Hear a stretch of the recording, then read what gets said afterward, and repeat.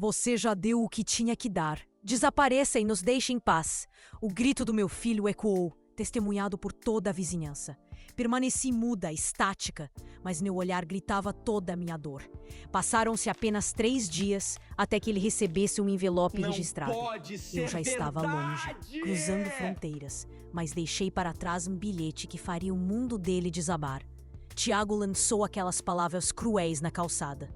Sob o olhar curioso de quem espiava pelas frestas das cortinas, teve gente que até desligou a mangueira do jardim para não perder um detalhe da confusão. Velha, vá viver sua vida longe da gente. A voz dele ressoou na rua como um trovão, um golpe seco. Eu fiquei plantada ali, apertando com força a alça da minha bolsa de couro sintético marrom, aquela que eu usava há 10 anos.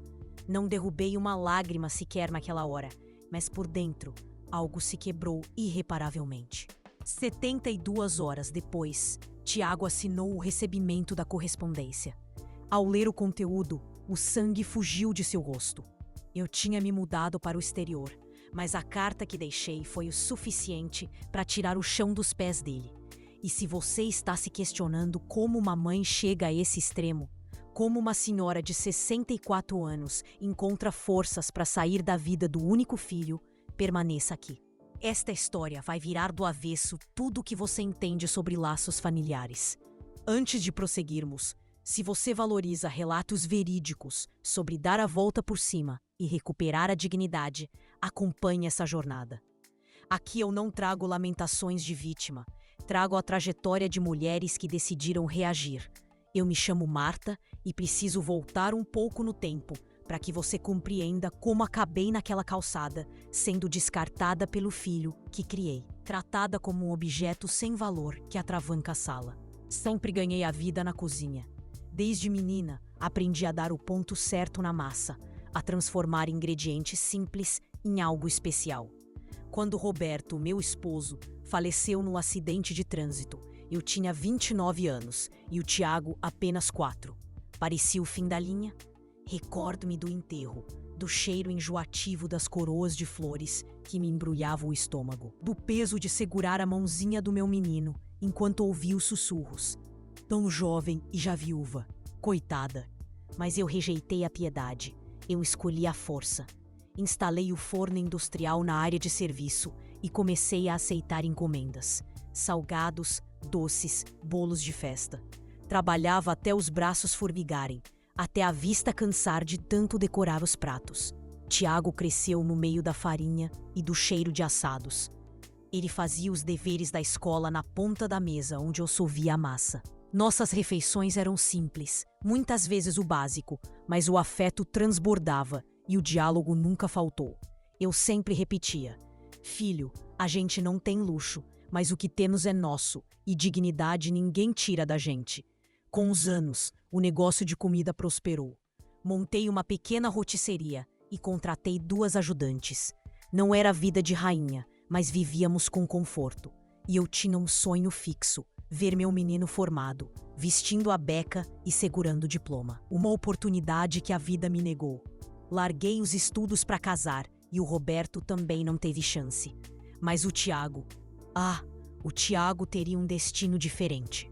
Quando vi o nome dele na lista de aprovados para direito, chorei tanto que as lágrimas mancharam o jornal. A euforia, porém, esbarrou na realidade.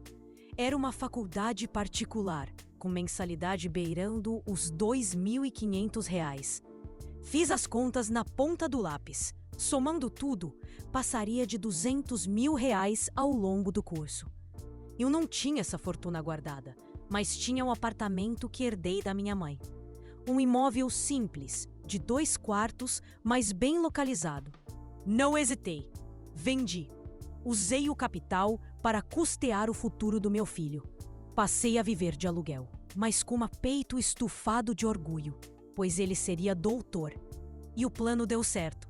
Tiago se formou, conseguiu uma vaga num escritório renomado e continuou morando comigo até os 29 anos. Nossa sintonia era perfeita.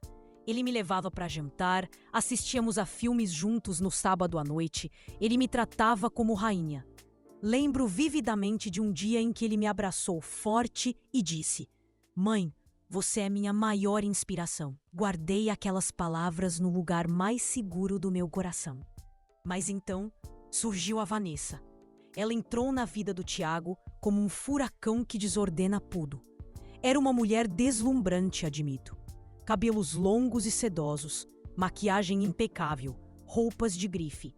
Trabalhava com marketing em uma multinacional. No dia em que Tiago a trouxe para me conhecer, preparei meu melhor assado. Pus a mesa com uma toalha bordada que guardava para ocasiões especiais. Vanessa mal tocou na comida. Passou o tempo todo no celular, soltando comentários ácidos disfarçados de conversa. O Tiago comentou que a senhora vive na cozinha. Deve ser difícil ficar com cheiro de fritura no cabelo o dia todo, né? O tom não era de pena, era de nojo. Engoli a resposta a seco. Forcei um sorriso. Era a escolha do meu filho, e eu queria a felicidade dele. O casamento veio 2 anos depois. Dei 20 mil reais para ajudar na festa, já que a Vanessa exigia tudo de primeira linha. Buffet sofisticado, decoração de revista. Eu dei porque mãe é assim, tira de onde não tem para ver o filho sorrir. Contudo, depois daquela festa, a maré virou. Aos poucos, fui sendo deixada de lado. Eu telefonava querendo visitar e a Vanessa sempre tinha uma barreira pronta. Ah, Marta, hoje não. Vamos sair. Estamos exaustos. A casa está de pernas pro ar. Tiago, que antes tinha voz ativa, apenas concordava. Começou a me chamar de Marta também, abandonando mãe. Um detalhe pequeno, mas que doía como queimadura. Depois veio a Sofia, minha neta amada. Quando ela nasceu, me ofereci para ficar na maternidade, dar suporte, mas fui barrada. Vanessa foi taxativa. A mãe dela ficaria acompanhando. Não havia espaço para mim. Aguentei a rejeição em silêncio. Só pude conhecer a menina quase um mês depois e segurei aquele pacotinho prometendo ser a avó mais presente do mundo. Mas Vanessa não permitiu. As visitas passaram a ser agendadas, burocráticas como uma reunião de negócios. Eu tinha que confirmar presença, horário e muitas vezes, ao chegar lá, ouvia que a Sofia estava dormindo ou indisposta. Eu voltava para o meu aluguel com o peito apertado, abraçada a um casaquinho de lã, que eu mesma tricotei e nunca conseguia entregar. Entretanto, o golpe fatal, aquele que culminou na cena humilhante na calçada, ainda estava por vir. E a raiz de tudo era o dinheiro. Quem me via de fora naquela época enxergava apenas uma senhora de 64 anos, aposentada, vivendo em uma casa simples, num bairro tranquilo. Quem olhava sem atenção pensava que eu era apenas uma avó pacata, que passava o dia vendo televisão. Mas por dentro eu carregava uma bagagem mais pesada que sacos de farinha. Construí minha trajetória sozinha. E quando digo sozinha, é literal. Após a partida do Roberto, não houve herança gorda, nem parente rico estendendo a mão. Fui eu, meus fornos industriais e a determinação ferrenha de criar meu filho com honra. Lembro das madrugadas solitárias. Acordava antes do sol nascer, preparava o café do Tiago, levava-o para a escola e voltava correndo para a produção. Enquanto ele dormia à noite, eu adiantava as encomendas do dia seguinte. Minhas pernas inchavam, as costas travavam de ficar em pé, mas eu não esmorecia. Olhava para meu menino dormindo e renovava as energias. Ele vai ter a vida que nos foi negada. Ele vai estudar. Ele vai vencer. Conforme o Tiago crescia, minha rotisseria ganhava fama no bairro. Consegui alugar um pontinho comercial, coisa de 30 metros quadrados, e chamei a Beth e a Cláudia para trabalharem comigo. Eram 2 guerreiras, assim como eu. Nossa rotina era pesada. Preparávamos marmitas para empresas, centenas de salgadinhos para festas e assados para os finais de semana. Não era o império gastronômico, mas o lucro garantia o sustento digno de 3 famílias. Para mim, aquilo era uma vitória. O Tiago cresceu nesse ambiente. Entre o calor dos fornos, o cheiro de tempero e o barulho das panelas. Sempre fiz questão de conversar muito com ele. À noite, sentava na beira da cama e, em vez de contos de fadas, eu narrava a realidade. Falava do meu pai, que trabalhou de sol a sol na lavoura, sem nunca pegar o que não era dele. Falava da minha mãe, que criou uma escadinha de filhos lavando roupa no rio. Eu queria que ele entendesse o valor do suor e parecia que ele absorvia tudo. Tiago era um menino doce, me abraçava forte antes de dormir. Quando pegava uma gripe, eu fazia uma canja reforçada e ele dizia: "Mãe, nem restaurante de rico faz comida igual a sua." Era exagero de filho, eu sei, mas aquilo aquecia minha alma. Na adolescência, ele continuou sendo um menino de ouro. Nunca me deu dor de cabeça. Era estudioso, tirava notas azuis e ainda ajudava a lavar a louça do jantar. Eu tinha um orgulho tão grande que não cabia no peito. Mostrava o boletim dele para as clientes como se fosse um troféu. "Olha aqui, meu menino fechou a prova de história." Eu era aquela mãe coruja clássica. Então chegou a época do vestibular. O sonho do Tiago era cursar direito. Ele se imaginava vestindo terno, defendendo causas importantes, construindo uma carreira sólida. Dei todo o apoio, comprei os livros mais caros que pude encontrar. O dia do resultado está gravado na minha memória. Ele entrou em casa esbaforido, com o rosto vermelho de emoção. "Mãe, eu passei! Estou na lista!" Nós pulamos abraçados na cozinha, chorando de alegria. Liguei para Beth e a Cláudia, que vieram correndo. Abrimos um refrigerante e comemos bolo para comemorar até tarde. Foi um dos dias mais radiantes da minha vida. Mas a euforia durou pouco diante da realidade financeira. A faculdade era particular e de elite. A mensalidade beirava os R$ 2.500. Fiz as contas na ponta do lápis. 5 anos de curso, mais livros, transporte, alimentação. O valor total ultrapassaria R$ 200.000 facilmente. A rotisseria dava lucro, mas não para juntar uma fortuna dessas. Passei dias angustiada, olhando para a felicidade do Tiago e pensando no apartamento que herdei da minha mãe. Era um imóvel antigo no bairro da Saúde, 2 quartos simples, mas numa rua valorizada.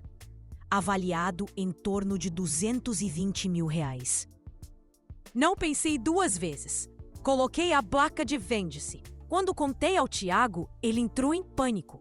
"Mãe, pelo amor de Deus, é o seu patrimônio. A senhora vai ficar sem nada." Segurei firme nas mãos dele, olhei nos olhos e disse: "Filho, apartamento é feito de tijolo e cimento, mas você é feito de sonhos. E o seu sonho vale muito mais que 4 paredes." Nós choramos juntos, mas a decisão já estava tomada. Vendi o imóvel. Paguei o curso inteiro antecipado, conseguindo um bom desconto. O que sobrou, guardei para qualquer emergência e continuei pagando o aluguel. A mesma casinha onde morei até pouco tempo. 3 cômodos apertados, um quintal cimentado e uma pitangueira que carrega todo ano. Tiago se formou. A colação de grau foi num centro de convenções gigantesco, lotado. Eu fui sozinha, sentei lá nas últimas fileiras. Quase eu não enxergava o palco. Mas quando anunciaram o nome dele e eu o vi lá em cima, de beca preta e canudo na mão, sorrindo para o mundo, senti uma paz imensa. Cada queimadura no braço, cada noite mal dormida, cada conta que paguei com sufoco. Tudo tinha valido a pena. Ele se recolocou rápido no mercado. Entrou como advogado júnior num escritório renomado e o salário era ótimo. Começou com uns 5.000 e logo aumentou. Trocou o ônibus por um voo prata seminovo, mas continuou debaixo do meu teto. Ajudava nas contas, fazia a feira de sábado. Nossa rotina era leve. Pelo menos uma vez por mês íamos ao shopping. Ele adorava filmes de super-herói. Eu preferia comédias românticas, mas a gente revezava sem brigar. Depois, passávamos na praça de alimentação para dividir uma pizza. Coisas banais, mas que aqueciam minha alma. Ele me chamava de minha velha, num tom carinhoso. Prometia que ia comprar uma casa térrea para mim que me levaria para conhecer o Nordeste, que cuidaria de mim na velhice. E eu acreditei piamente. Até que a Vanessa apareceu. Foi numa festa de fim de ano da firma. Ele chegou em casa com um sorriso bobo, que não cabia no rosto. Mãe, encontrei a mulher da minha vida. Eu sorri junto. Incrível como ele parecia iluminado. Ela era, segundo ele, deslumbrante, culta, cheia de ambição. Fiquei radiante. Meu filho merecia um amor grande. Eu só queria conhecê-la. E foi aí que senti o primeiro gosto amargo na boca. Marquei um almoço de domingo para apresentação oficial. Limpei a casa como se fosse receber o Papa. Assei um pernil, fiz salpicão e meu famoso manjar de coco.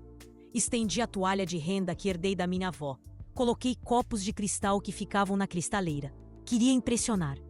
Quando ela cruzou a porta, senti o escaneamento. O olhar dela varreu a sala, avaliando cada móvel, cada detalhe. Ela era realmente linda. Cabelo de salão, pele de porcelana. Um vestido de linho que exalava elegância. Estava de salto alto em pleno domingo de calor. Me deu a ponta dos dedos para cumprimentar, como se tivesse nojo, e disse: "Oi, Marta. Nada de dona, nada de prazer. Apenas Marta." Sentamos à mesa, orgulhosa. Vanessa pegou uma fatia transparente, remexeu na salada e soltou: "Nossa, que prato pesado. O Tiago disse que a senhora tem uma rotisseria, né? Deve ser exaustivo lidar com fritura e cheiro de comida o dia todo." Não houve empatia na voz. Houve repulsa. Doeu. Durante a refeição, ela mal comeu. Ficou digitando no celular. Tiago tentava puxar conversa, mas ela respondia com monossílabos. Quando foram embora, lavei a louça chorando baixinho. Tentei me convencer de que era timidez dela, que com o tempo melhoraria. Mas não melhorou. A cada visita, eu sentia que para Vanessa eu era um estorvo, alguém jeca, sem cultura, que não somava em nada. E o pior, Tiago começou a mudar. Foi gradual, mas perceptível. Parou de me chamar de mãe e adotou Mãe Marta, ou só Marta, imitando ela. Parou de compartilhar as vitórias do escritório. Parou de perguntar se eu precisava de algo. Eu tentava relevar. É a paixão, eu pensava. Logo ele volta a ser meu menino. Mas ele não voltou. E então veio o casamento. O início do meu calvário. A cerimônia foi num clube de campo luxuoso, com decoração de orquídeas e violinistas na entrada. Eu me senti um peixe fora d'água o tempo todo. Usei um vestido cinza de seda, o melhor que pude comprar, mas o sapato me machucava. Ainda assim, estava feliz. Era meu filho ali. A Vanessa entrou com um vestido estilo princesa, bordado com cristais, que custou o preço de um carro popular. Ela fez questão de espalhar o valor. O bolo era uma obra de arte. O buffet tinha camarão, cordeiro, vinhos caros. Eu entrei com 20 mil reais nessa festa. Dinheiro que juntei assando frango, fazendo cento de salgado, economizando cada centavo. Mas dei, porque mãe quer ver o sonho do filho realizado. No dia da festa, Vanessa me ignorou solenemente. Abraçou os pais, os tios ricos, tirou selfies com as amigas da faculdade. Mas comigo foi um aceno distante. Tiago tentou me puxar para uma foto oficial. Mas quando cheguei perto, Vanessa cortou. "Amor, depois a gente tira com ela. A luz agora tá perfeita, só para nós dois." E ele obedeceu. Fiquei ali, segurando minha clutch prateada, sentindo meu coração estilhaçar. Mas engoli o choro, aplaudi, sorri pros convidados, porque o dia era deles. Foram morar num apartamento na Vila Olímpia.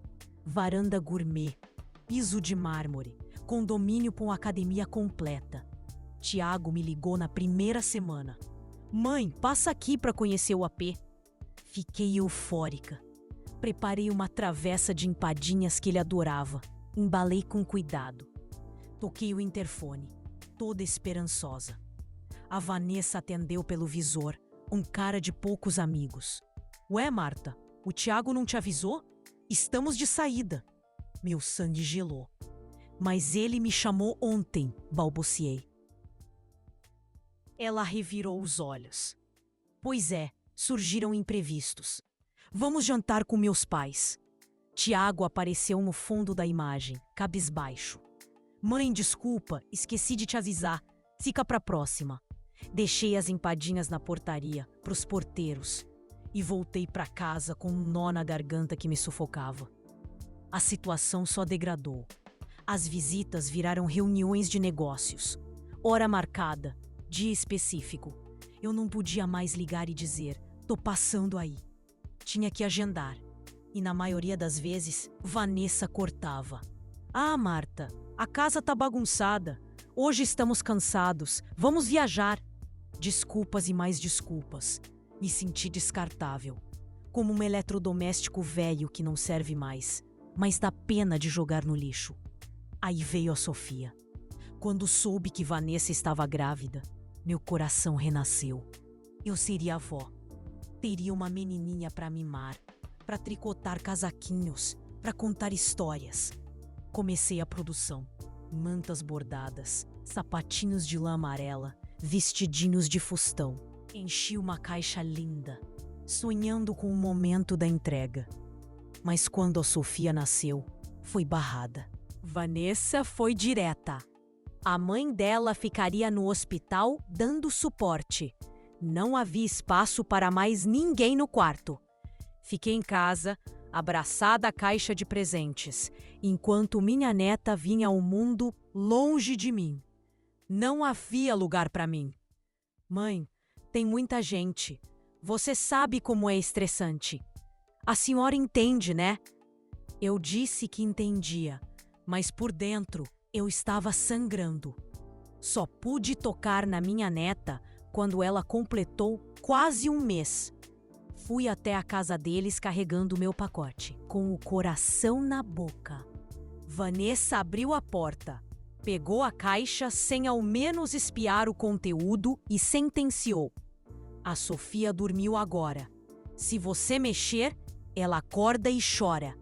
Fiquei plantada no sofá da sala por 1 hora inteira, hipnotizada pela porta fechada do quarto, tentando imaginar o rostinho dela. A menina não chorou, ou chorou e não me chamaram. Voltei para casa de mãos vazias, sem ter sentido o cheiro de bebê da minha neta.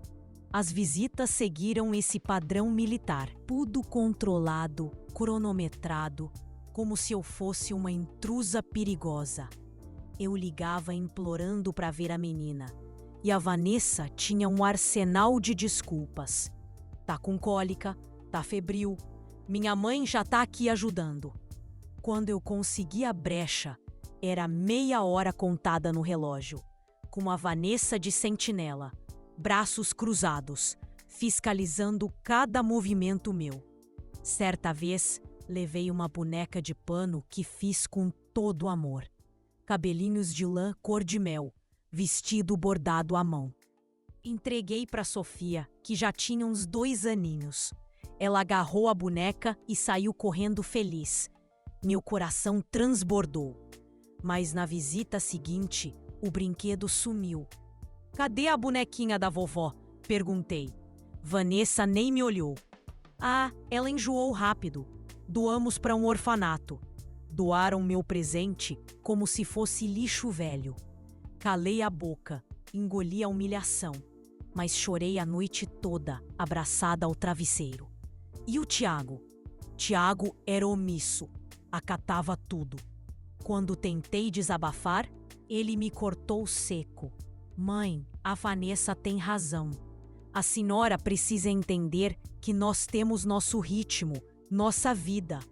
Mãe, ele ainda usava a palavra, mas soava oca, distante, como se falasse com uma estranha que lhe devia favores. Me sentia cada vez mais invisível. O ápice foi o aniversário de 4 anos da Sofia. Fiquei esperando o convite chegar. Os dias passaram e nada. 1 semana antes tomei coragem e liguei. Filho, que horas começa a festinha da Sofia? Quero comprar algo especial. Silêncio na linha. Depois, a resposta gaguejada. Então, mãe, vai ser uma coisa íntima. Só os amiguinhos da escola mesmo. Nada demais. Só crianças da escola. Eu fui excluída da festa da minha única neta. Desliguei o telefone e fiquei paralisada na cozinha. Tinha um bolo de laranja assando, perfumando a casa, mas eu não sentia nada. Só um buraco negro se abrindo no meu peito. 3 dias depois, as fotos pipocaram nas redes sociais. Buffet infantil chique, castelo inflável, tema da Disney. Umas 60 pessoas. Os pais da Vanessa estavam lá, radiantes. Os amigos do Tiago brindando. E eu não fui convidada. Naquele instante, algo trincou dentro de mim. Percebi que não era distração, não era acaso. Era um projeto. A Vanessa estava me deletando da existência do meu filho. E ele estava assinando embaixo. Tentei um último recurso. Marquei um café com o Tiago no shopping, território neutro. Encarei meu filho e disse, segurando as lágrimas: Filho, sinto que estou sendo expulsa da vida de vocês. Ele fugiu do meu olhar. Não é isso, mãe. É que a Vanessa acha que a senhora invade muito o espaço, dá muito palpite. Invadir, eu mal vi a cor dos olhos da minha neta. Respirei fundo e perguntei: E você, Tiago, o que você acha? O silêncio dele foi ensurdecedor. Foi a resposta mais cruel que eu poderia ter recebido. Ele tinha escolhido. Voltei para casa destroçada. Meu filho tinha se tornado um desconhecido. Mas o fundo do poço ainda estava por vir. 3 meses depois desse café amargo, Tiago apareceu no meu portão. Não veio sozinho, trouxe a Vanessa. E não veio por saudade, veio por dinheiro. Era um sábado à tarde. Eu regava minhas plantas quando vi os dois, sorridentes, bem vestidos. Ele trazia uma sacola de padaria. Trouxemos aquele sonho que a senhora ama, mãe. Fazia meses que não apareciam e de repente surgem com doces e simpatia? O alerta soou na minha cabeça, mas deixei entrar. Servi café, coloquei os sonhos na mesa. Vanessa estava irreconhecível de tão amável. Nossa, Marta, sua casa tem uma energia tão boa, né? A gente vive na correria e esquece do simples. Nunca tinha elogiado um prego da minha casa. Tiago comeu, enrolou, falou de amenidades. Até que Vanessa deu um toque discreto nele. Ele pigarreou. Mãe, a gente veio porque precisamos falar sério com a senhora. Gelei. Diga, filho. Ele trocou olhares cúmplices com a esposa e soltou a bomba. Surgiu uma chance de ouro. Um colega meu tá abrindo franquias de uma cafeteria gourmet e chamou sócios. É lucro certo, mãe. Ele já tem 2 unidades bombando. Fiquei muda. A questão é que a cota para entrar é R$95 mil. A gente tem uma parte, mas falta esse montante. E pensamos, a senhora não poderia emprestar? O mundo girou. Aquele dinheiro era minha vida. Era minha reserva de emergência, fruto da venda de sobras de tecido, de bicos de costura, de economias suadas. Era meu seguro contra a velhice. Filho, isso é tudo que eu tenho guardado. Eu sei, mãe, mas é empréstimo. Em 6 meses a gente devolve com juros. A senhora vai receber 105 mil. 10 mil de lucro limpo. Vamos fazer contrato, tudo preto no branco. Vanessa se inclinou com aquele sorriso de predadora. Marta, jamais pediríamos se não fosse garantido. Nós confiamos no Tiago. A senhora não confia no seu filho? O golpe baixo. Se eu negasse, seria a mãe desnaturada, a avarenta que prefere ver o dinheiro mofar no banco a ajudá-lo filho a progredir. Olhei para o Tiago. Vi o homem estranho que ele se tornou, mas lá no fundo, vi o menino assustado que criei sozinha. Deixa eu pensar. Pensar, Marta. A oportunidade é para ontem. Se demorar, outro entra, pressionou Vanessa. Tiago segurou a mão dela, pedindo calma, e me olhou com aquela cara de pidão que sempre me desarmou. Mãe, é meu futuro. A senhora sempre quis meu sucesso. Essa é a minha chance. Suspirei, derrotada pelo amor materno. Cometi o erro fatal. Tudo bem, eu empresto. O sorriso da Vanessa foi de vitória. Tiago me abraçou aliviado. Obrigado, mãe. Prometo que a senhora não vai se arrepender. 3 dias depois, transferi R$ 95.000 para a conta dele. Assinamos um contrato que a Vanessa redigiu. Devolução em 6 meses, com juros. Guardei o papel na gaveta, com um nó no estômago que nunca mais se desfez. Nos 2 primeiros meses, houve um simulacro de normalidade. Tiago me ligava semanalmente. E aí, mãe, tudo na paz? Vanessa chegou a me enviar uma foto da Sofia pelo celular. Contive a vontade de encher a tela de mensagens. Respondi apenas com figurinhas carinhosas. Mas no 3º mês, o silêncio começou a reinar. Quando eu ligava, Tiago atendia afobado. Mãe, vou numa reunião, te retorno já. E o retorno nunca vinha. No 4º mês, a angústia bateu. Não pelo dinheiro, mas pelo abandono. Parecia que, tendo conseguido o que queriam, eu voltava à minha insignificância habitual.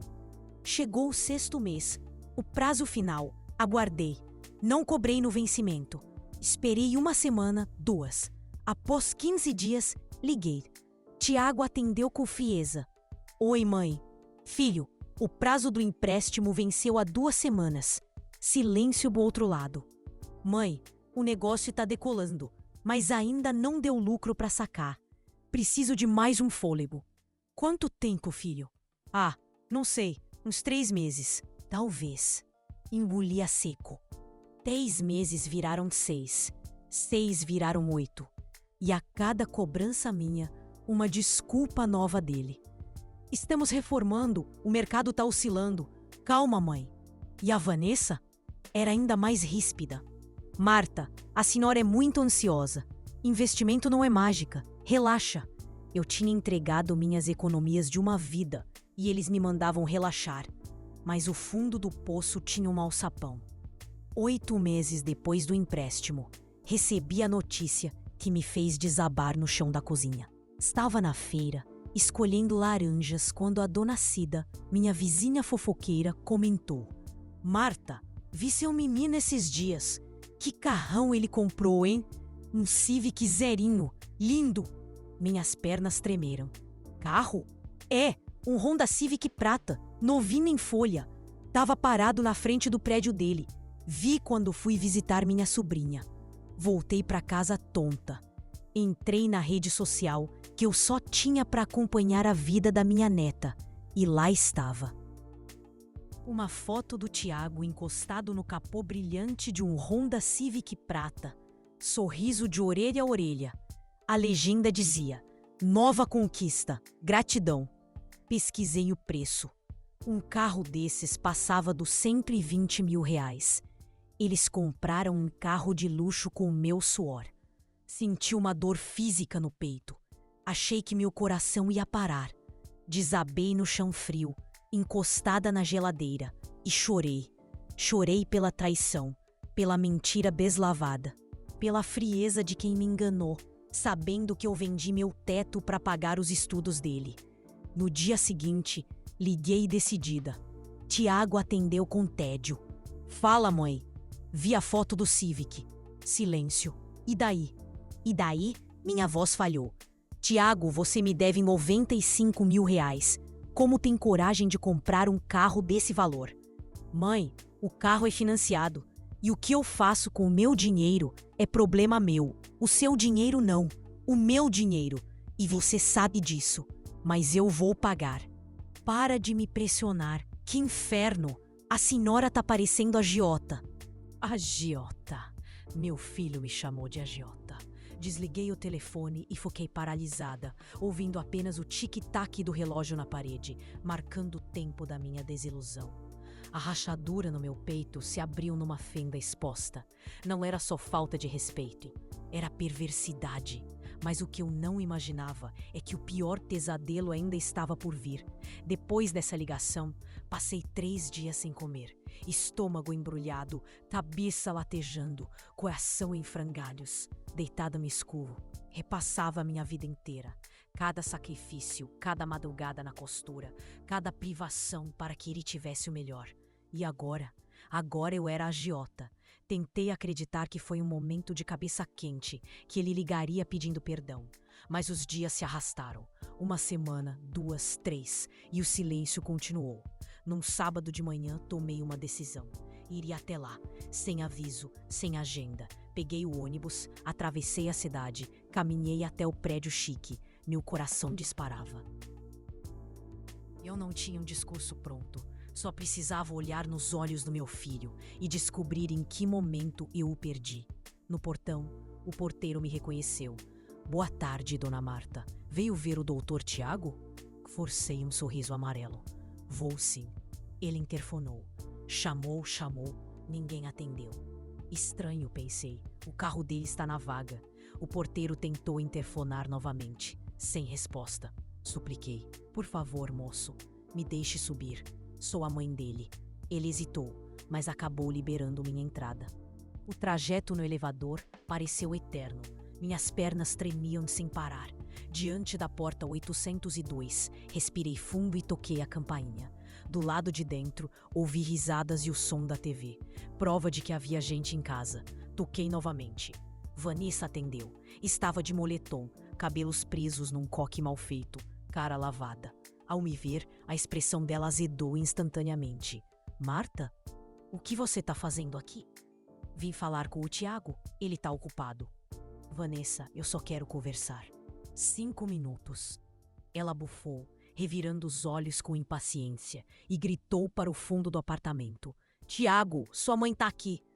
O tom dela era de quem anunciava um problema, um estorvo. Tiago apareceu no corredor, vestindo bermuda e uma camiseta amassada, com cara de sono. Ao me ver, franziu o senho. Mãe, a senhora não avisou que vinha. Eu sei, filho, mas precisamos conversar urgente. Ele trocou um olhar pesado com a Vanessa. Ela cruzou os braços. Apoiou-se no batente da porta e ficou me medindo. Ninguém me convidou para entrar. Ficamos ali, no hall frio, os 3 parados, como se eu fosse uma vendedora inoportuna batendo de porta em porta. Filho, preciso resolver a questão do dinheiro. Já se passaram 8 meses. Você prometeu devolver em 6. Tiago bufou, irritado. Mãe, já te falei 1000 vezes. O negócio tá rodando. Não dá para descapitalizar agora. Mas você comprou um carro. Já expliquei isso. O carro é financiado. Esquece isso. Mas, Tiago, eu te emprestei tudo o que eu tinha. Eu preciso desse dinheiro. Tenho minhas contas. Preciso viver. Vanessa me cortou bruscamente. Marta, nós também temos despesas. Temos uma filha para criar. Acha que é barato manter uma criança? Escola, roupa, convênio. A senhora precisa parar de olhar só para o seu próprio umbigo. Só para o meu umbigo? Senti meu rosto queimar de indignação. Vanessa, eu não sou egoísta. Eu só quero o que é meu por direito. O que é seu? Ela soltou uma risada seca e cruel. Você emprestou para o seu filho. Não foi investimento. Não foi banco. A gente paga quando der. Ficar vindo aqui cobrar na porta é ridículo. É constrangedor. Constrangedor. Olhei para o Tiago, implorando silenciosamente por defesa, esperando que ele se lembrasse de quem eu era. Mas ele baixou a cabeça, fitando o chão. Naquele silêncio covarde, o último laço que nos unia se estilhaçou de vez. Tudo bem. Minha voz saiu num sussurro trêmulo. Desculpe o incômodo. Virei as costas e caminhei em direção ao elevador. A porta bateu atrás de mim, antes mesmo de eu apertar o botão. Desci devagar, saí do prédio atordoada e caminhei até o ponto de ônibus. Quando desabei no banco sob o sol escaldante, a ficha caiu. Eu não era mais mãe. Eu era uma credora, um incômodo. Apenas um número numa planilha de dívidas. O golpe de misericórdia veio 3 dias depois. Era uma quinta-feira morna. Eu estava varrendo a calçada de casa quando avistei Sofia brincando na rua. um pouco à frente. Com outras crianças. Meu coração disparou. Fazia meses que eu não via minha neta de perto. Ela tinha espichado, os cabelos estavam mais longos, usava um vestido lilás com estampa de borboletas. Larguei a vassoura no chão e corri até ela. Sofia, meu amor. Ela me olhou surpresa, mas logo abriu um sorriso tímido. Oi, vovó. No asfalto, segurei suas mãozinhas macias.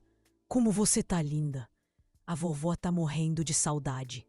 Sofia me abraçou forte. E naquele abraço senti que o amor dela ainda existia, que o nosso vínculo ainda vivia.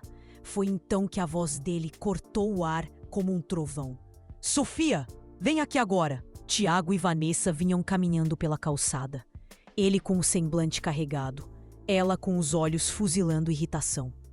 Sofia correu na direção deles. Tiago interceptou a menina, segurou sua mão com firmeza e disparou na minha direção. Mãe, já discutimos isso. A senhora não pode surgir do nada para abordar a Sofia. Surgir do nada, Tiago? Ela estava brincando aqui na rua. Eu só parei para cumprimentar. Vanessa interveio, ríspida. Marta, você não conhece limites. Já avisamos. Se quiser ver a Sofia, tem que agendar. As janelas da vizinhança começaram a se abrir, atraídas pelo bate-boca. Dona Cida espichou o pescoço na varanda. O seu Hélio desligou a mangueira para ouvir melhor. Senti a vergonha subir quente, queimando minhas bochechas. Filho, pelo amor de Deus, eu só queria ver minha neta. Sua neta? A voz da Vanessa cortou o ar como navalha. Marta, você acha que o título de avó te dá salvo-conduto? A Sofia é nossa filha, nossa responsabilidade. Nós decidimos quem entra ou sai da vida dela. Pisquei rápido, lutando contra as lágrimas. Tiago, diz alguma coisa. Ele me encarou. Naquele olhar, vi o homem em que ele se transformou. Um homem desconhecido, que escolheu o lado oposto ao da mãe que o criou. E então, ele abriu a boca para proferir a sentença final. Velha, vá viver sua vida. Nos deixe em paz. O mundo silenciou. As crianças pararam a brincadeira. Os vizinhos prenderam a respiração. Até o vento pareceu estagnar. Velha. Meu filho me chamou de velha diante de todos que me conheciam. Fiquei ali plantada, apertando a alça da minha bolsa marrom desgastada, aquela que me acompanhava há uma década. Meus olhos não derramaram uma gota naquele instante, mas disseram tudo. Disseram que algo vital dentro de mim acabava de morrer. Tiago pegou Sofia no colo e deu as costas. Vanessa me lançou um último olhar, um sorriso de triunfo, e seguiu o marido. Fiquei sozinha, ouvindo o som seco das folhas no asfalto, cercada pelo silêncio constrangido da vizinhança, com a humilhação ardendo na pele. Entrei em casa, tranquei a porta, encostei as costas na madeira fria e finalmente desabei. Chorei como não chorava desde o dia em que enterrei o Roberto. Chorei por tudo que doei, por tudo que renunciei, pelas noites em claro na frente do forno e pelo filho que eu perdi para a ingratidão. Mas naquela noite, depois que as lágrimas secaram, depois que a dor se transmutou em outra coisa, algo gélido, focado e decidido, levantei da cama, acendi a luz na cozinha e fui até o alto do guarda-roupa. Atrás de caixas de remédios, puxei uma caixa de sapatos antiga. Abri. Dentro repousava a minha verdade. Todos os comprovantes da faculdade de Direito do Tiago. 5 anos de mensalidades caríssimas. Mais de R$ 200.000 pagos com o suor do meu rosto. Amassando pão e fritando salgado de madrugada. A escritura do apartamento da saúde que vendi. O único bem que minha mãe me deixou e que troquei pelo futuro dele. Fotos minhas, mais jovem, com olheiras profundas, mas sorrindo de esperança. E o contrato. Aquele maldito contrato de empréstimo de R$ 95.000, assinado por ele, por ela e por mim. Olhei para aquela papelada e naquele momento tomei uma decisão fria, calculada e irreversível. Se eles queriam que eu fosse viver a minha vida, então era exatamente isso que eu faria. Mas não do jeito que eles imaginavam. Passei a noite em claro. Permaneci sentada à mesa da copa, com a caixa de sapatos escancarada, examinando cada documento, cada fotografia, cada comprovante de uma vida inteira de renúncias. E à medida que a madrugada dava lugar à luz do dia, uma nova lucidez despertava em mim. Não era ódio. O ódio já havia passado. Era algo mais denso. Era resolução. Passei a existência servindo, me diminuindo, aceitando migalhas de atenção. E qual foi o pagamento? Ser escorraçada publicamente, chamada de velha e inútil, ludibriada e roubada pelo sangue do meu sangue. Mas aquele ciclo se encerrava ali. Com os primeiros raios de sol, uma nova Marta surgia. Uma mulher que enxugou as lágrimas, parou de suplicar e decidiu assumir o comando do próprio destino. O primeiro passo foi o silêncio absoluto. Parei de procurar o Tiago. Parece uma atitude banal, mas foi uma tortura, pois o instinto de mãe é sempre buscar, querer saber, tentar consertar. Mas eu resisti. Bloqueei a vontade, joguei o telefone no fundo da bolsa e fingi que ele não existia. Dias se arrastaram. Uma semana depois, Tiago ligou. Atendi com uma frieza glacial. Alô? Ele estranhou meu tom metálico. Mãe, tá tudo em ordem? Sim. Precisa de alguma coisa? Ele gaguejou. Não. Só ligou pra isso? É. Só pra saber da senhora mesmo. Estou ótima. Mais nada? Silêncio do outro lado. Não. Só isso. Até logo. Desliguei e experimentei uma sensação que há muito não sentia. Controle. Nos dias seguintes, cataloguei cada papel, organizei tudo numa pasta azul e fui atrás de justiça. Não queria qualquer profissional. Precisava de alguém especialista em família e cobranças. Alguém com sangue nos olhos. Encontrei a doutora Alice. Um escritório modesto no centro, mas muito bem recomendado. Agendei e fui. Ela me atendeu numa sala abarrotada de livros e processos, com um cheiro forte de café passado. Mas o olhar dela era de águia. Atento a cada detalhe, senti firmeza na hora. Desembuchei tudo. Relatei a saga completa. A venda do meu único imóvel. As mensalidades caríssimas da faculdade. O empréstimo das minhas economias, as mentiras deslavadas, o carro de luxo na garagem e a humilhação no meio da rua. Ela anotava freneticamente, sem me interromper. Quando terminei, ela baixou a caneta, me encarou por cima dos óculos e disse: Dona Marta, a senhora tem a faca e o queijo na mão. Seu caso é fortíssimo. Meu coração disparou. A doutora Alice foi taxativa ao analisar os papéis. Marta, esse contrato tem plena validade jurídica. O prazo expirou. Com a correção monetária em juros acumulados, o valor atualizado da dívida salta para R$135 mil. 135 mil. E ela continuou. Se ele se recusar a quitar o débito, solicitaremos judicialmente a penhora de bens, inclusive o bloqueio desse veículo. Respirei fundo. Não se tratava de vingança, mas de justiça. Era o momento de ensinar ao meu filho que toda ação gera uma reação, que mãe não é caixa eletrônico e que respeito é inegociável. Dê andamento, doutora. Autorizei. A advogada assentiu com um sorriso confiante. Pode deixar comigo. Deixei aquele escritório com a coluna ereta, queixo erguido. Pela primeira vez em meses, despi a pele de vítima. Eu estava reagindo, assumindo o controle.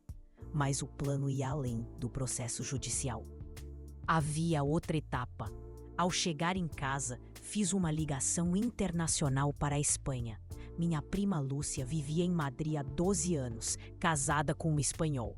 Mantínhamos contato protocolar, mensagens de festas e aniversários, mas aquela chamada tinha um propósito urgente. Marta, que milagre ouvisse a voz, ela atendeu, com o sotaque já misturado.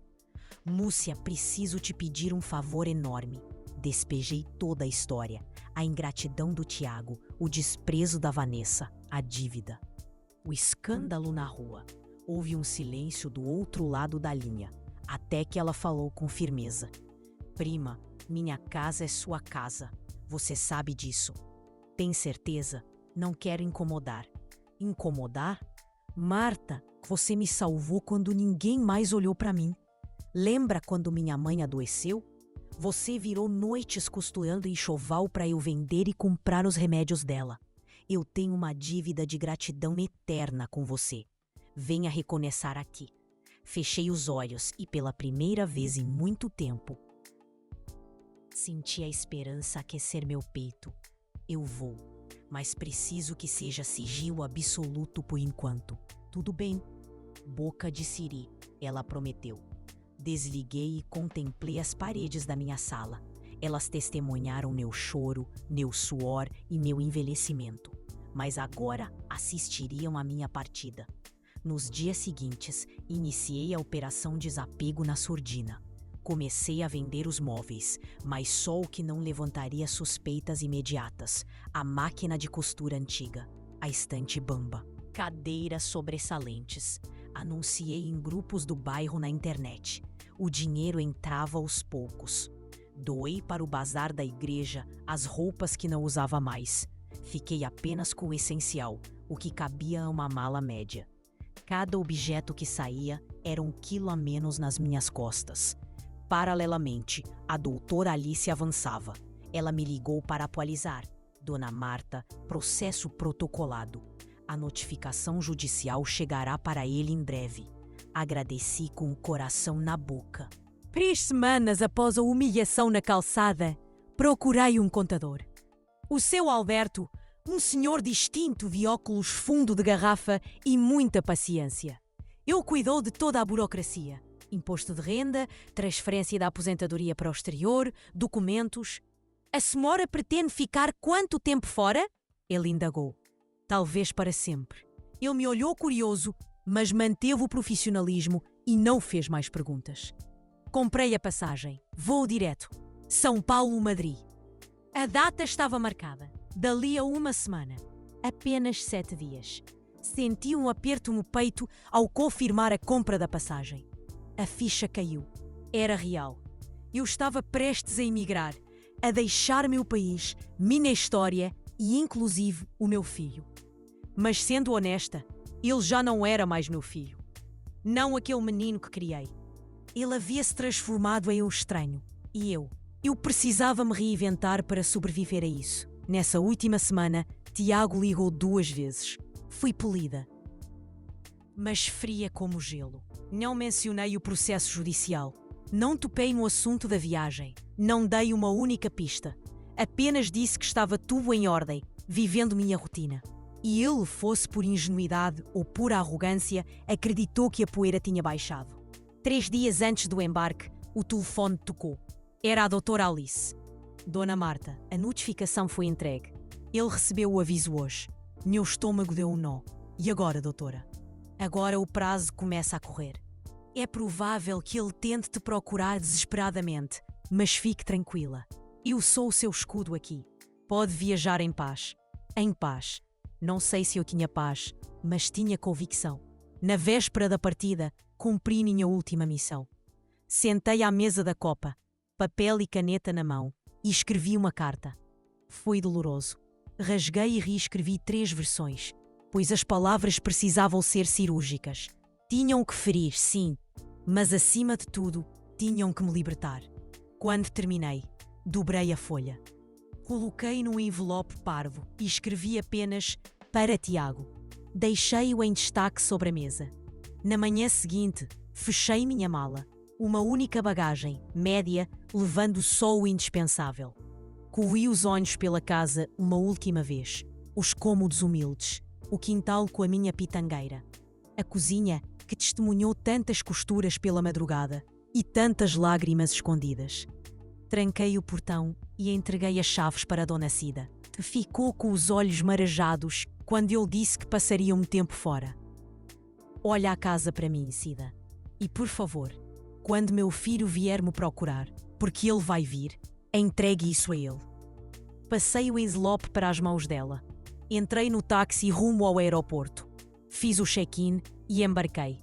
Quando o avião ganhou altitude e vi a cidade de São Paulo virar um pontinho luminoso lá embaixo, fechei os olhos e enchi os pulmões. Pela primeira vez em 64 anos. Eu estava vivendo exclusivamente para mim. E aquilo não era egoísmo, era instinto de sobrevivência.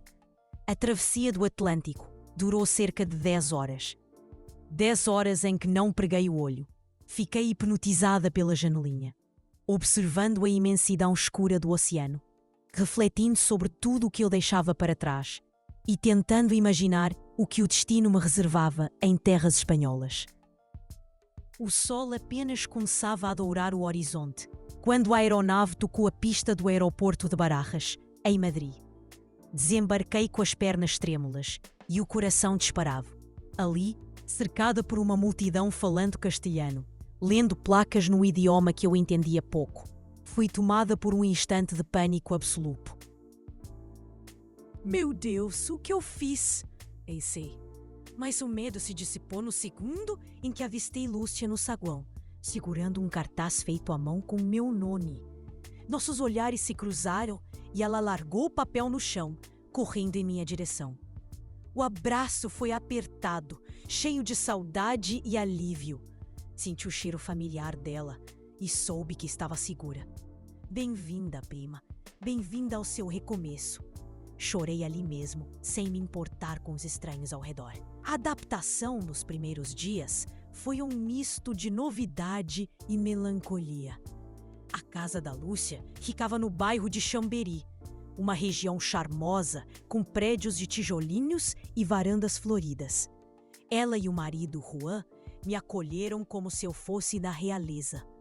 Prepararam o quarto de hóspedes para mim, uma cama confortável, um armário antigo e uma janela que dava para um pátio interno onde crescia um limoeiro. Tentei me manter ativa, ajudando na limpeza, cozinhando pratos brasileiros para eles, caminhando pelas praças, mas minha mente continuava presa em São Paulo. Eu me pegava imaginando se o Tiago já tinha lido a carta, se tinha sentido minha falta, se o remorso havia batido à sua porta. 3 semanas após minha aterrissagem, o telefone tocou. Era a doutora Alice. Dona Marta, tenho novidades. Meu pulso acelerou. Pode falar, doutora. Recebi um contato inusitado. Uma ex-colega de trabalho da Vanessa ligou para o escritório. Disse que tem informações cruciais para o seu caso. Franzi a testa. Que tipo de informações? Ela não quis adiantar. Disse que é sobre o destino do dinheiro, sobre aquele tal investimento na cafeteria. Um calafrio percorreu minha espinha. Me passa o número dela. A advogada me enviou o contato. Respirei fundo, tomei um copo d'água para acalmar os nervos e disquei. Uma voz jovem e trêmula atendeu. Alô? Olá, aqui é a Dona Marta. Aqui é a Marta. A advogada me passou seu telefone. Você disse que sabe de algo? Houve um silêncio pesado do outro lado. Dona Marta, meu nome é Mariana. Eu trabalhava como assistente no departamento de marketing, junto com a Vanessa. Fui demitida sem justa causa há uns 6 meses, e desde então minha consciência não me deixa em paz. Eu precisava contar. Contar o quê, minha filha? Ouvi o suspiro dela pelo telefone. O investimento, a tal franquia de café gourmet. Isso nunca existiu. O chão desapareceu sob meus pés. Tive que me apoiar na parede. Como assim nunca existiu? Era tudo mentira, Dona Marta. Eu ouvia Vanessa se gabando com as amigas no horário de almoço. Ela ria, contando como tinha manipulado o Tiago para arrancar o dinheiro da senhora. Ela disse com todas as letras que o montante era para reformar o apartamento novo e inteirar o valor do carro de luxo. E ainda completou dizendo que a senhora tinha caído feito um patinho. Minha mão tremia tanto que quase deixei o celular cair no chão da sala. Reformar o apartamento? Exatamente. Eles trocaram todo o porcelanato, instalaram móveis planejados na cozinha, modernizaram o banheiro e deram a entrada no Civic. Tudo custeado com o suor do meu trabalho. Ela falava com um escárnio que me dava náuseas, como se eu fosse uma idiota completa. Fechei os olhos enquanto o quarto de hóspedes da Lúcia parecia girar. Mariana, você tem como provar isso? Eu gravei uma das conversas, Dona Marta. Na época, eu já desconfiava que elas estavam armando minha demissão, então passei a registrar algumas coisas. E por acaso captei esse diálogo. Posso te encaminhar o áudio agora mesmo? Mande, por favor. 5 minutos depois, meu celular vibrou. Era o arquivo. Coloquei os fones de ouvido, apertei o play e a voz da Vanessa invadiu meus ouvidos, nítida e cruel. Gente, vocês não acreditam no que eu consegui. Fiz a cabeça do Thiago para pedir a grana para a mãe dele. Inventei aquela história de franquia de café gourmet. A velha caiu igual um patinho. 95 mil na mão. Agora o AP tá ficando capa de revista. E ainda sobrou para amortizar o carro. O melhor é que a velha chata vai parar de bater aqui na porta. Pelo menos serviu para financiar nosso luxo. Risadas ao fundo, vozes femininas concordando e a Vanessa arrematando. Sério, sogra é o inferno, mas essa agora vai ficar quieta no canto dela, esperando o dinheiro que nunca vai ver de volta. Mais gargalhadas. O áudio terminou. Arranquei os fones, atordoada. Permaneci sentada na beira da cama, com as mãos trêmulas sobre os joelhos, tentando absorver o impacto. Nunca houve investimento. Nunca houve cafeteria. Foi tudo uma farsa. Desde o primeiro momento, eles me olharam nos olhos, sentaram à minha mesa, comeram do meu pão e mentiram com frieza calculada. E o Thiago? Será que ele sabia desde o princípio? Ou teria sido manipulado pela Vanessa? Mas então, as memórias voltaram como flashes. Lembrei dele dizendo: "O que eu faço com meu dinheiro é problema meu." Lembrei me chamando de agiota. Lembrei do grito na rua: "Velha, vá viver sua vida." Ele sabia. Ele sabia de tudo e foi conivente. Liguei de volta para Mariana. "Você pode enviar esse material para minha advogada? Vou te passar o contato." "Claro, Dona Marta." "E eu sinto muito. De verdade." Desliguei e contatei imediatamente a doutora Alice. Enviei o arquivo e relatei a conversa. Ela ouviu, manteve um silêncio grave e sentenciou: "Dona Marta, isso muda o jogo. Não estamos mais falando apenas de cobrança civil. Isso é estelionato. A senhora quer entrar com um processo criminal? Podemos pedir a prisão." "Não." A resposta saiu automática. "Não quero ver meu filho algemado. Não quero processo criminal. Só quero meu dinheiro de volta, com cada centavo de juros e correção. E quero que ele entenda o peso do erro que cometeu." A advogada suspirou. "Compreendo. Então usaremos esse áudio como prova cabal na ação civil. Vai blindar nosso caso. Ele não terá defesa." Encerrei a chamada e encarei a parede branca do quarto. Aquela revelação não me destruiu, porque eu já estava em pedaços há muito tempo. Mas ela me trouxe algo fundamental: clareza. Eu não perdi meu filho por acaso ou má influência. Eu o perdi porque ele escolheu me usar e me descartar. A escolha foi dele. Naquela noite, sentei no pátio da casa da Lúcia, debaixo do limoeiro, e olhei para o céu de Madrid. As estrelas pareciam diferentes, ou talvez fosse eu quem as enxergava com outros olhos. Chorei, mas não foi um choro de antes. Foi um choro de limpeza, de quem finalmente enxerga a verdade nua e crua. Aquelas lágrimas foram de purificação, pois a ficha finalmente tinha caído. A questão nunca foi apenas financeira. Era sobre autorrespeito, sobre entender o meu valor e aprender que amar não significa servir de capacho. Naquela noite, em Madrid, dormi como uma pedra. Foi o primeiro sono reparador desde que meu pesadelo começou. Ao acordar, com o sol espanhol invadindo o quarto e o aroma de café fresco vindo da cozinha, tive a certeza: eu ficaria bem. Não pela justiça que estava por vir, mas porque eu havia tomado a decisão mais vital da minha existência. Escolhi a mim mesma. Mas antes de narrar o desfecho, preciso voltar no tempo, para o dia da minha partida silenciosa, enquanto eu estava na Espanha descobrindo a farsa no Brasil. A bomba detonava no colo do Tiago. Foi a dona Cida quem me relatou tudo. Ela me ligou 3 dias após minha chegada para contar que o Tiago havia batido no meu portão. Marta, seu menino apareceu aqui transtornado. Perguntava por você. Queria saber quando voltaria. Eu entreguei o envelope como combinamos. Meu coração falhou uma batida. E ele, Cida, o que fez? Abriu ali mesmo, na calçada. Leu e Marta, o rapaz perdeu a cor. As mãos tremiam tanto que o papel quase caiu. Ele tentou interfonar para minha casa, implorando para saber seu paradeiro. Mas eu fui firme. Disse que você tinha viajado sem data de retorno. Ele saiu daqui cambaleando. Parecia que tinha levado uma surra. Desliguei o telefone com um misto de pesar e alívio, imaginando a cena.